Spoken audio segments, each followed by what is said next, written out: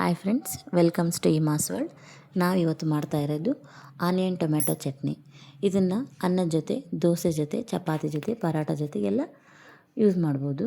ಅದಕ್ಕೆ ಬೇಕಾಗಿರೋ ಸಾಮಗ್ರಿಗಳು: ಸ್ವಲ್ಪ ಕೊತ್ತಂಬರಿ, 1-2 ಟೀ ಸ್ಪೂನ್ ಕಡಲೆಬೇಳೆ, 2 ಟೀ ಸ್ಪೂನ್ ಉದ್ದಿನಬೇಳೆ, 4 ಬ್ಯಾಡಗಿ ಮೆಣಸಿನ್ಕಾಯಿ, 1 ಗುಂಟೂರು, 1 ಈರುಳ್ಳಿ, 1 ಟೊಮ್ಯಾಟೊ, ಸ್ವಲ್ಪ ಉಪ್ಪು, 3 ಬೆಳ್ಳುಳ್ಳಿ, ಸ್ವಲ್ಪ ಶುಂಠಿ. ಇದನ್ನು ಮಾಡೋದು ಹೇಗಂತ ನೋಡೋಣ ಬನ್ನಿ. ಮೊದಲನೇದಾಗಿ ಒಂದು ಗ್ಯಾಸ್ ಹಚ್ಚಿ ಒಂದು ಕಡಾಯನ್ನು ಕಾಯಕ್ಕಿಡಬೇಕು. ಕಡಾಯಿ ಕಾದ ನಂತರ ಸ್ವಲ್ಪ ಎಣ್ಣೆ ಹಾಕಿ ಎಣ್ಣೆನ ಕಾಯಿಸಲು ಬಿಡಬೇಕು.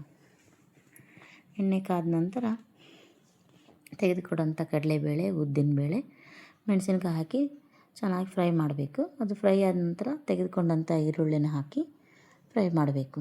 ಸ್ವಲ್ಪ ಮೆತ್ತಗಾದಮೇಲೆ, ಸ್ವಲ್ಪ ಕಲರ್ ಚೇಂಜ್ ಆದಮೇಲೆ ಅದಕ್ಕೆ ನಾವು ತೆಗೆದುಕೊಂಡಂಥ ಬೆಳ್ಳುಳ್ಳಿ, ಶುಂಠಿ, ಟೊಮ್ಯಾಟೊನ ಹಾಕಿ ಫ್ರೈ ಮಾಡಬೇಕು. ಅದೆಲ್ಲ ಫ್ರೈ ಆದ ನಂತರ ಉಪ್ಪು ಹಾಕಬೇಕು. ಉಪ್ಪು ಹಾಕಿದರೆ ಸ್ವಲ್ಪ ಮೆತ್ತಗಾಗುತ್ತೆ ಎಲ್ಲ. ನೋಡಿ, ಚೆನ್ನಾಗಿ ಅದು ಮೆತ್ತಗಾದಮೇಲೆ ತೆಗೆದುಕೊಂಡಂಥ ಕೊತ್ತಂಬರಿ ಸೊಪ್ಪನ್ನ ಹಾಕಬೇಕು. ಇಷ್ಟು ಮೆತ್ತಗಾದರೆ ಸಾಕು. ನಂತರ ಅದು ತಣ್ಣಗಾಗಲು ಬಿಡಬೇಕು. ತಣ್ಣಗಾದ ನಂತರ ಒಂದು ಮಿಕ್ಸಿ ಜಾರ್ಗೆ ಹಾಕಿ ತರಿಯಾಗಿ ರುಬ್ಕೊಳ್ಬೇಕು. ಆನಂತರ ಒಂದು ಬೌಲ್ಗೆ ಹಾಕಿ ಮೇಲೆ ಸ್ವಲ್ಪ ಒಂದು ಚಿಕ್ಕ ಕಡಾಯಿಯಲ್ಲಿ ಸ್ವಲ್ಪ ಎಣ್ಣೆ ಕಾಯಕ್ಕಿಟ್ಟು,